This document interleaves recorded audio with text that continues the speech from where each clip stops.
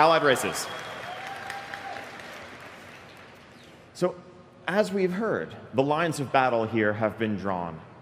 It's hard to remain neutral in Azeroth going forward. Alliance and Horde are looking for all the help they can get. And part of what that means is seeking out potential allies, turning to friends that we've been through great hardship together, and seeing if they will join our cause. And you, as a champion of the Alliance or champion of the Horde, are going to be one of those doing that.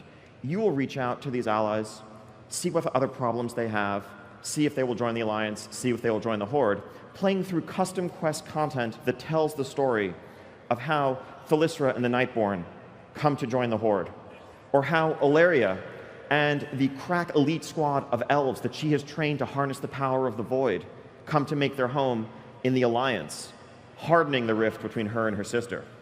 You will play through those quests, and once you do, you will unlock the ability to make that allied race as a new character across your account.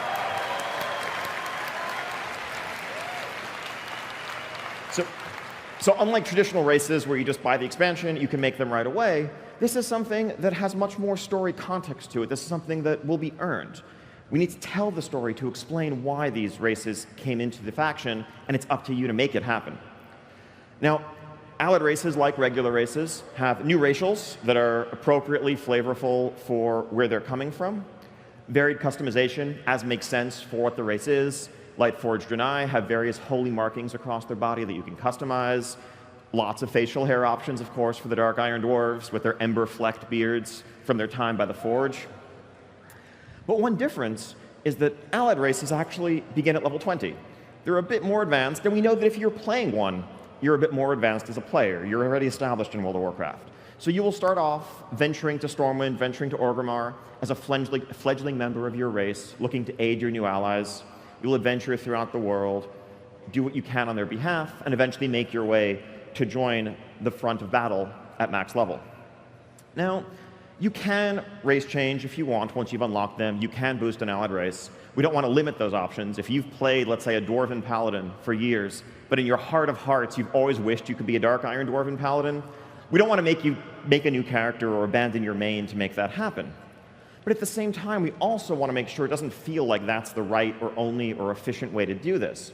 So if you level an allied race from 20 all the way to max, you will unlock a set of heritage armor, a cosmetic appearance that reflects the essence of what it means to be a Nightborne elf or a Dark Iron Dwarf that you can show off so that everyone who sees you understands what you've done. So just to sum up here, we have six allied races coming with Battle for Azeroth, but this is a system that's a foundation upon which we can continue to build in the future. Azeroth is full of countless potential allies, and we can use all the help we can get. So we're very excited about this as a starting point for something greater to come.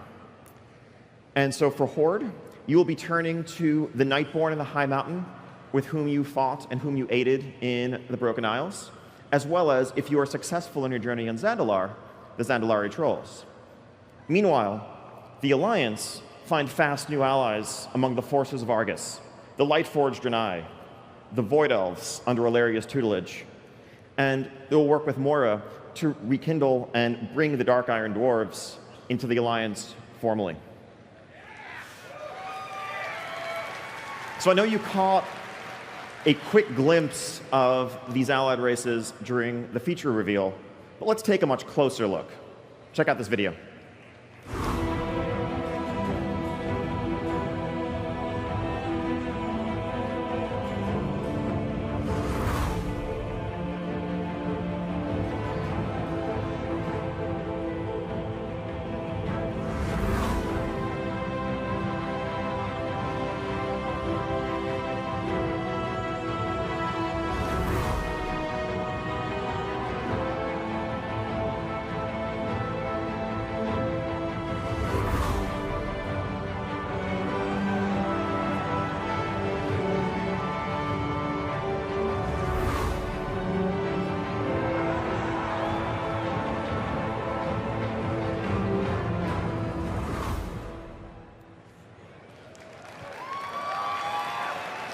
So, pretty cool. One nice thing about the cosmetic armor sets, and you saw all those heritage armor sets in that video, is as cosmetic transmog appearances, these are universal. So if you, for example, played a Dwarven caster and always wished you could have a more battle mage type look, doesn't matter if you wear cloth, you can still transmog it to look like that dark runic mail and show that off. So now, I just mentioned that we are inviting players to journey through Azeroth once again, to start off with these allied races at level 20 and explore. Now, if you've done something like that recently, you've probably noticed the experience is kind of rough around the edges. Now, the content, the world, the stories, those hold up. Those are great. There's humor, there's life there. But the pacing of the experience is all off. If you're trying to play through, let's say, Hillsbrad, you'll quickly find that about halfway through the zone, a lot of the quests in your log are turning green or even gray. On the one hand, all the mechanics of the game are telling you to get out of there, to move along for better rewards, more experience, a place where you belong, while the story is telling you to stay because you want to see what happens next. We want to solve that. Now, in Legion, during the level up experience, we introduced the concept of scaling zones, and that allowed players to pick and choose their way through that experience. So,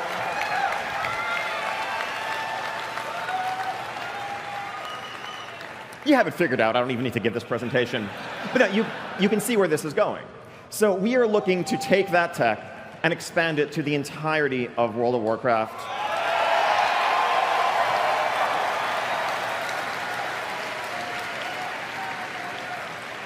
Yeah, we are super excited about this too.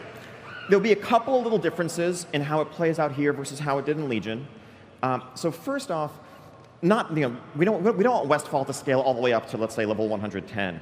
So within these regions, there are level ranges with minimums and maximum levels for two reasons.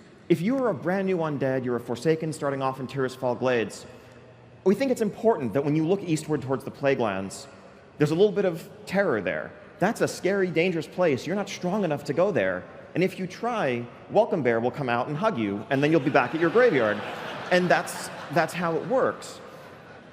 On the other hand, if you're a seasoned adventurer returning from a campaign in Northrend, and you come back to Elwynn Forest and find that the wolves and the bandits there are now still an even match for you, that kind of undermines your progression. So we're thinking about a structure more like, imagine Westfall scales from 10 to 60, imagine Burning Steppe scales from 40 to 60. You're never going to outlevel the zone while you're in it, but there's still some sense of progression, and once you've moved past the entire expansion, you do feel like you have surpassed it and you are more powerful. Now, speaking of expansions, we'd also like to take a step back from just zone choice and think about how you navigate expansions in the course of leveling up. So if you've leveled alts recently, you know the drill. You hit 58, you go to Hellfire Peninsula, you maybe do a zone and a half or so, depending on how many dungeons you're doing. Then it's off to Northrend. Well, what if you could choose? What if Burning Crusade content scaled all the way from 60 to 80?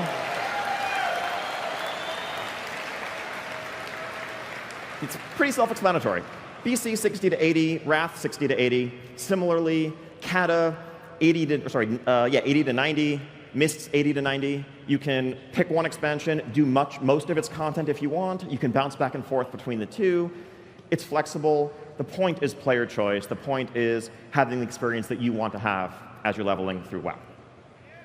And yes, this applies to dungeons. It applies to all the rewards along the way.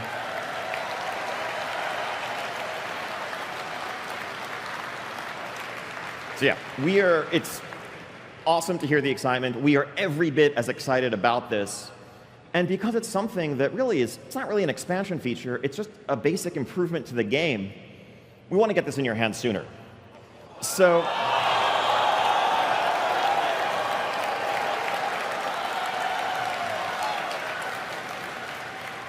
you may have noticed the patch that just went live was 7.3.2. That was a small infrastructure thing. We have a proper 7.3.5 around the corner. It'll be coming to PTR in just a few weeks, and you will be able to see the beginnings of many of these improvements there. We can't wait to hear your feedback.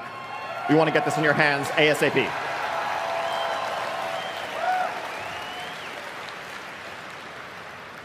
All right. Now, an all-new feature. Wasn't mentioned in the features trailer. So The battle for Azeroth is a battle between the Alliance and Horde for control of our world, but it's also a battle in which we will all be asked to stand up to safeguard our world. We will need to fight for it, for its survival.